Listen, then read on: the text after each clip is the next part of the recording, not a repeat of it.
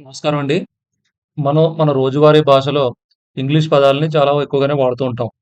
మనం చదువుకోకపోయినప్పటికీ కూడా ఇతరుల నుంచి కొన్ని పదాలను మనం నేర్చుకుంటూ ఉంటున్నాం. అయితే ఆ పదాలు మనకి ఇంగ్లీష్ మాట్లాడడానికి పూర్తిగా సరిపోవు. ఒకవేళ మనకి ఒక 3000 ఫ్రీక్వెంట్ వర్డ్స్ అంటే రోజువారీ పదాలు గాని మనకు అలవాటైనట్లయితే మనం 80% ఇంగ్లీష్ మాట్లాడవచ్చు, రాయవచ్చు, అర్థం చేసుకోవచ్చు కూడా. ఇప్పుడు నేను చెప్పేదేంటంటే, రోజుకు 30 పదాలు చొప్పున 90 రోజుల పాటు క్రమం తప్పకుండా నేర్చుకున్నట్లయితే, చివరికి మనం 2700 పదాలు పూర్తి చేయొచ్చు. అప్పుడు మనకి 80-90% ఇంగ్లీషు వచ్చేసినట్లే. ప్రతిరోజు 30 ఇంగ్లీషు పదాలకి తెలుగు అర్థాలు ఇస్తాను. ఆ పదానికి ఇంగ్లీష్‌లో ఒక సెంటెన్సు, అలాగే దాని తెలుగు అనువాదం కూడా ఇస్తాను. ఇంకొక ముఖ్యమైన విషయం, కేవలం విన్నంత మాత్రానే పదాలొచ్చేస్తాయంటే అది సరికాదు. వాటిని మనం వీలైనంత ఎక్కువగా వాడుకలో పెడితే అవి మనకి సొంతమవుతాయి. కేవలం పదాలు వచ్చినంత మాత్రాన భాష వస్తుందని నేను చెప్పట్లేదిక్కడ. భాషతో పాటుగా అంటే పదాలతో పాటుగా మనకి గ్రామర్ అవగాహన ఉండాలి. అప్పుడు మాత్రమే మన స్పోకెన్ లాంగ్వేజ్ గాని, రిటన్ లాంగ్వేజ్ గాని బావుంటుంది. నేనిక్కడిచ్చే 30 వర్డ్స్‌కి సంబంధించిన 30 సెంటెన్సెస్‌లో గ్రామర్ కూడా ఇంక్లూడ్ చేస్తాను. అంటే ఆ 30 సెంటెన్సెస్‌లో కూడా ఒక ప్రత్యేకమైన గ్రామర్ టాపిక్ కవర్ అవుతుంది. ఇక్కడ వీడియో లెంథీ అవ్వకుండా గ్రామర్‌ని సింప్లిఫై చేసి చెప్తాను. 90 డేస్ అంటే చాలా గ్రామర్ టాపిక్స్‌ని మనం కవర్ చేయొచ్చు. పిల్లలు 90 డేస్ అంటే చాలా పెద్ద టాస్క్ అనుకుంటున్నారా? మరి ఈ 90 డేస్ 90 వీడియోస్ పెట్టాలంటే నాకెంత పెద్ద టాస్కో ఆలోచించండి. ఈ 90 డేసు వదలుపెట్టకుండా ఈ వీడియోస్ నేను చేయాలంటే మీరు నాకిచ్చే బూస్ట్ ఏంటి? మీ యొక్క like, comment. Let's dive into today's lesson. Day 1లో 30 వర్డ్స్ కవర్ అవుతాయి. అలాగే సింపుల్ ప్రెజెంట్ కవర్ అవుతుంది. సింపుల్ ప్రెజెంట్ అంటే ఇక్కడ నేను ఇన్ డీటెయిల్‌గా చెప్పను. సింపుల్‌గా అర్థమయ్యేలా చెప్తాను. ఇన్ డెప్త్‌గా కావాలంటే మన గ్రామర్ వీడియోస్ చూడండి. ఫస్ట్ పిక్చర్ చూడండి. నేను బ్యాంకుకు వెళతాను. మన ఇంగ్లీష్ వెర్షన్ ఏంటి? I go to the bank. ఇక్కడ బ్యాంక్ అనే పదాన్ని మీకు పరిచయం చేస్తున్నాను. మీకందరికీ తెలుసు బ్యాంక్ అంటే అక్కడ డబ్బులు దాచుకుంటాం. కానీ ఈ అర్థం మీకు తెలిసి ఉండకపోవచ్చు. బ్యాంక్ అంటే నది ఒడ్డు అని కూడా అంటాము. అంటే రివర్ బ్యాంక్ అని. నెక్స్ట్ పిక్చర్ చూడండి. ఇతను మంచినీళ్ళు తాగుతున్నాడు. ఎందుకని? నాకు దాహంగా ఉంది అంటున్నాడు. ఇంగ్లీష్‌లో ఐ యామ్ థర్స్టీ. ఇక్కడ మనం థర్స్టీ అనే పదాన్ని చూడాలి. థర్స్టీ అంటే ఏంటి? దాహంగా. నెక్స్ట్ వర్డ్ చూడండి. ఆ బిడ్డ ఏడుస్తుంది. అని ఇంగ్లీష్‌లో ఎలా చెప్పాలి? The baby cries. ఇక్కడ క్రైస్ అనే వర్డ్‌కి మీనింగ్ ఏంటి? ఏడుస్తుంది అని అర్థం. నెక్స్ట్ చూడండి. ప్రతి విద్యార్థి ఒక పుస్తకం చదువుతాడు. దీన్నెలా చెప్పాలి? Each student reads a book. ప్రతి విద్యార్థి మీద విడివిడిగా ఫోకస్ ఉంది కాబట్టి ఈచ్ స్టూడెంట్ అన్నాం. ఈచ్ అంటే ప్రతి లేదా ప్రతి విద్యార్థి. ఇక్కడ ఈ బాబు చూడండి ఏం చేస్తున్నాడు? వాళ్ళ మదర్‌కి సాయం చేస్తున్నట్టున్నాడు. చూడండి. నేను పాత్రలు కడుగుతాను. ఇదెలా చెప్పాలి? I wash the dishes. ఈ మదరు, డాటర్ పిక్చర్ చూడండి. మేము మా సంస్కృతిని ఇష్టపడతాము. We love our culture. Culture అంటే సంస్కృతి. నెక్స్ట్ పిక్చర్ చూడండి. ఒక్క నిమిషం పడుతుంది. దీన్నెలా చెప్పాలి? It takes 1 minute. మినిట్ అంటే నిమిషము. అయితే ఇదే స్పెల్లింగ్ తోటి మైన్యూట్ అనే పదం కూడా ఉంటుంది. Same spelling M I N U T E. దాని అర్థం వచ్చేసి వెరీ స్మాల్ అని. నెక్స్ట్ పిక్చర్ చూడండి. ఇది తప్పు. దీన్నెలా చెప్పాలి? It is false. ఫాల్స్ అంటే తప్పు. ఇప్పుడు ఈ ఫస్ట్ పిక్చర్‌లో ఇది నా ఉత్పత్తి అంటే తను తయారు చేశానని చెప్తున్నాడు. దీన్నెలా చెప్పాలి? This is my product. Product అంటే ఉత్పత్తి. ప్రొడక్ట్ అంటే ఉత్పత్తి. నెక్స్ట్, నెక్స్ట్ పిక్చర్ నేను ఈ సైకిల్‌ని నడుపుతాను. దీన్నెలా చెప్పాలి? I ride this bike. మనం ఐ రైడ్ దిస్ సైకిల్ అనొచ్చు. లేదా ఐ రైడ్ దిస్ బైక్ అనొచ్చు. ఇక్కడ బైక్ అంటే అర్థం ఏంటంటే సైకిల్ అని. చాలామంది బైక్ అంటే మోటార్ బైక్‌నే బైక్ అనుకుంటారు. కానీ సైకిల్‌ని కూడా మనం బైక్ అని పిలుస్తాము. నెక్స్ట్ ఈ పిక్చర్ చూడండి. Third picture. నేను హోంవర్క్ త్వరగా మొదలు పెడతాను. I begin my homework early. ఇక్కడ బిగిన్ అనే పదాన్ని చూడాలి మనం. మొదలు పెడతాను అని అర్థం. Next word. ఆ ఆపిల్‌లు తక్కువ ధర కలిగి ఉన్నాయి. అంటే ఆపిల్స్ తక్కువ ధర కలిగి ఉన్నాయి. ఇక్కడ ఈ యాపిల్ అని కూడా అనొచ్చు. ఇలాంటిది. The apples cost less. ఇక్కడ కాస్ట్ అంటే ధర. ఇక్కడ ధర పలుకుతుందని అర్థం. అంటే ఇక్కడ కాస్ట్ అనే పదాన్ని వెర్బ్ ప్లేస్‌లో పెట్టాడు కాబట్టి ధర పలుకుతుందని అర్థం. ఇంకో రకంగా చెప్పాలంటే the cost of the Apple is less అని కూడా చెప్పొచ్చు. అప్పుడు ద కాస్ట్ అంటే అది నౌన్ అన్నమాట. ఈ ఫస్ట్ పిక్చర్ చూడండి. నేను నా ఎడమ చేతితో రాస్తాను. I right with my left hand. అంటే అతనక్కడ రాయటం మొదలుపెట్టలేదు ఇంకా రాస్తాడు. ఇక్కడ లెఫ్ట్ అనేది ఎడమ అని అర్థం వస్తుంది. నెక్స్ట్ ఇది చూడండి. ఈ మంట త్వరగా మండుతుంది. దీన్నెలా రాయాలి? This fire burns fast. ఇక్కడ ఫైర్ అంటే మంట. Next third picture. ఆమె క్రింద అంతస్తులో ఉంది. ఇక్కడ మనం క్రింద అంతస్తు అనే దానికి అర్థం చూద్దాం. She is down stairs. Down stairs అంటే క్రింద అంతస్తు. నెక్స్ట్ లాస్ట్ పిక్చర్ ఈ ఇమేజ్‌లో మేము తోటలో పనిచేస్తాము. దీన్నెలా చెప్పాలి? We work in the garden. ఇక్కడ వర్క్ అంటే అర్థం పని చేస్తాము. నెక్స్ట్ ఇది చూడండి. వేరే ఏది ముఖ్యం కాదు. అతనేదో ఆలోచిస్తున్నాడు. బిజీగా ఉన్నాడు. వేరే పని అతనికి ముఖ్యం కాదు. కాబట్టి దాన్నెలా చెప్పాలి? Nothing else is important. ఇక్కడ ఎల్స్ అంటే వేరే. వేరే అని చెప్పడానికి ఎల్స్ వాడతాం. నెక్స్ట్ ఈ ఇల్లు పెద్దది. దీన్నెలా చెప్తాం? The house is big. ఇక్కడ బిగ్ అంటే పెద్దది మీకు తెలిసిందే. నెక్స్ట్ థర్డ్ వన్ చూడండి. నేను గోడకు రంగు వేస్తాను. ఇక్కడ ఐ పెయింట్ ద వాల్ అని చెప్పొచ్చు. ఇక్కడ వాల్ అంటే గోడ అందరికి తెలిసిందే. నెక్స్ట్ నేను అన్నము మరియు కూర తింటాను. దీన్ని ఎలా చెప్పొచ్చు? I eat rice and curry. ఇక్కడ అండ్ అనేది మరియు అనే అర్థాన్ని ఇచ్చింది. Next picture. ఆ పరీక్ష కష్టంగా ఉంది. దీన్ని ఎలా చెప్పాలి? The test is difficult. ఇక్కడ డిఫికల్ట్ అంటే కష్టము. Next word. నేను త్వరగా నిద్రలేస్తాను. I wake up early.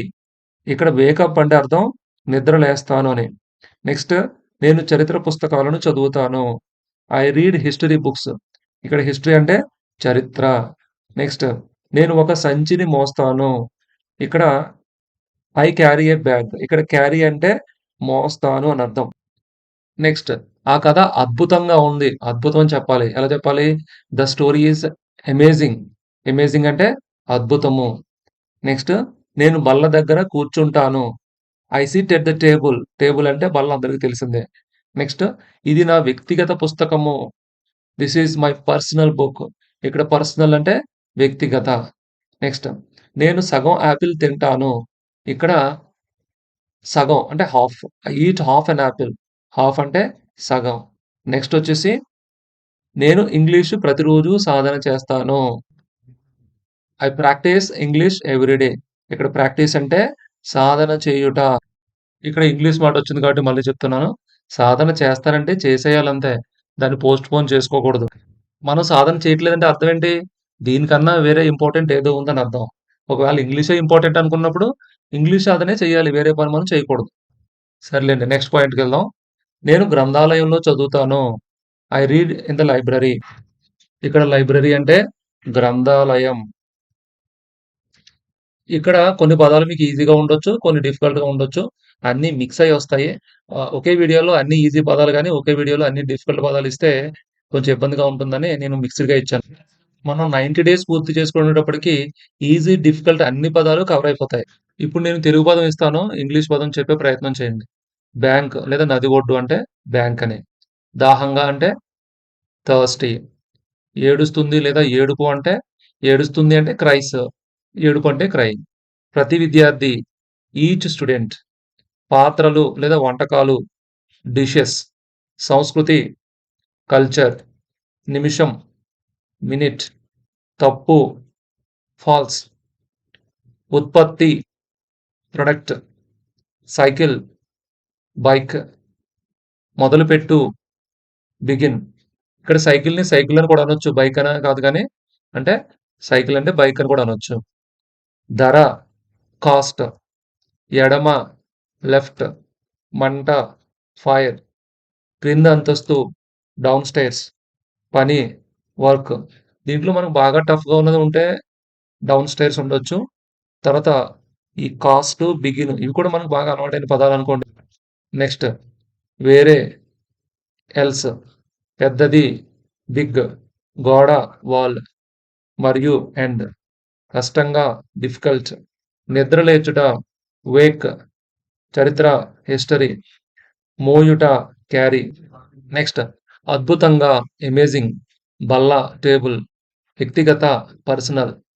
సగం హాఫ్. సాధన చేయు, ప్రాక్టీస్, గ్రంథాలయం, లైబ్రరీ. ఇప్పుడు మనం చిన్న గ్రామర్ పాయింట్ చూద్దాం. ఇప్పుడు మనం ముందు చూసిన ఎగ్జాంపుల్‌లో ఫస్ట్ ఎగ్జాంపుల్ చూడండి. I go to the bank. ఇక్కడ గో అనేది యెల్లో కలర్‌లో హైలైట్ చేయడం జరిగింది. ఇది వి1లో ఉంది. గుర్తుపెట్టుకోండి. వి1 అంటే వెర్బ్ యొక్క బేస్ ఫార్మ్. గో వి1, వెంట్ వి2, గాన్ వి3. ఇక్కడ గో అనే వి1 ఉంది. అది గమనించండి. ఇక్కడ వెర్బ్ ప్లేస్‌లో వి1 మాత్రమే ఉంటే అది సింపుల్ ప్రెజెంట్ టెన్స్. ఇది ఎందుకు వాడామంటే I go to the bank అంటే అతని ఉద్దేశ్యం ఏంటంటే నేను బ్యాంకుకు వెళ్తుంటాను. ఇప్పుడు వెళ్తున్నట్టు కాదది. అతను రెగ్యులర్‌గా వెళ్తా ఉంటాడు. అది అతని యొక్క అలవాటు, హాబిట్. మేబీ అతను అక్కడ ఉద్యోగం చేస్తుండొచ్చు. లేదా అటుగా వెళ్తుండొచ్చు.